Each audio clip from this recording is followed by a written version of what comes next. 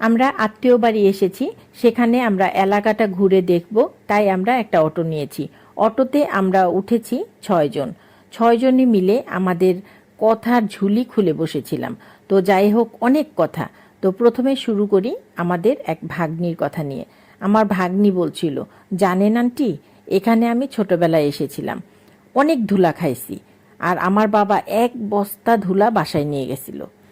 সে তার বাবার সাথে এখানে ঘুরে গেছে, তার স্মৃতি মনে পড়ে গেল, খুব ভালো লাগলো, আমাদের সাথে শেয়ার করলো, তারও ভালো লাগলো। এখন সেই ভাগ্নিটা অনেক বড় হয়ে গেছে। যাই হোক, 6 জনই মিলে আমাদের যার যত মনের কথা আছে আমরা শুধু প্রকাশ করতেই থাকলাম, আর সবাই সবারটা শুনতে থাকলাম। তো এদিকে আমরা ছেলেরা নামাজ পড়বে, নামাজের জন্য মসজিদ খোঁজা হচ্ছে। তো অটো থেকে ছেলেরা নেমে পড়বে নামাজ পড়তে।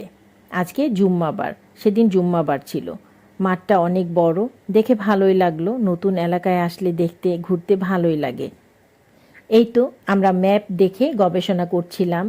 আমরা সখীপুর পৌরসভায় আছি। বড়চোনা, কাকরাজান, কালিয়া, বহেরাতৈল, গজারিয়া, এসব নাম আমরা পড়ছিলাম। আমরা গবেষণা করছি আমাদের উপজেলা কেমন, এই উপজেলাটা কেমন। যাক, এরিয়াটা বেশ বড়। আমরা অটো থেকে নামি নাই, কারণ হেঁটে সম্ভব হতো না এভাবে দেখা। অনেক হাঁটতে হবে, এভাবে হেঁটে দেখা আমাদের সম্ভব না। সময়ও আমাদের হাতে একদম কম। আমাদের আরও ঘোরার ইচ্ছা ছিল, কিন্তু সময় আমাদের হবে না। আমাদের আবার আমাদের নিজের গন্তব্যে পৌঁছাতে হবে, কিছু করার নাই। আবার জুম্মার সময় এদিকে আত্মীয় বাড়ি এসেছি, সেখানে আমাদের খাওয়া দাওয়া আছে, তারা বারবার আমাদের খুঁজবে। তো কিছু করার নাই, আরও ঘুরতে ইচ্ছা করছে, কিন্তু আমাদের হাতে সময় একদমই কম। তো আমরা ঘুরে আবার ওখানে খাওয়া দাওয়া করে তারপর আমরা চলে যাব। আসলে কি, এক এক এলাকার সৌন্দর্য এক এক রকম, আর ঘুরলে অনেক কিছু দেখা যায়, অনেক কিছু শেখা যায়, মনটা ভালো হয়ে যায়। আমার তো বেশ ভালো লাগলো। এই তো উপজেলা হিসাব রক্ষণ অফিসারের কার্যালয়।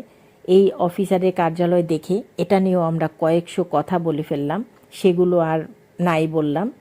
তো আমরা এখানে ভোজন বিলাস দেখলাম, এটা নিয়েও অনেক কথা বলে ফেলেছি সবাই। এখানে ভোজন করলে আত্মীয়রা আমাদের সাথে ভীষণ রাগ করবেন, কারণ ভোজন করতেই এই আত্মীয় বাড়ি আসা।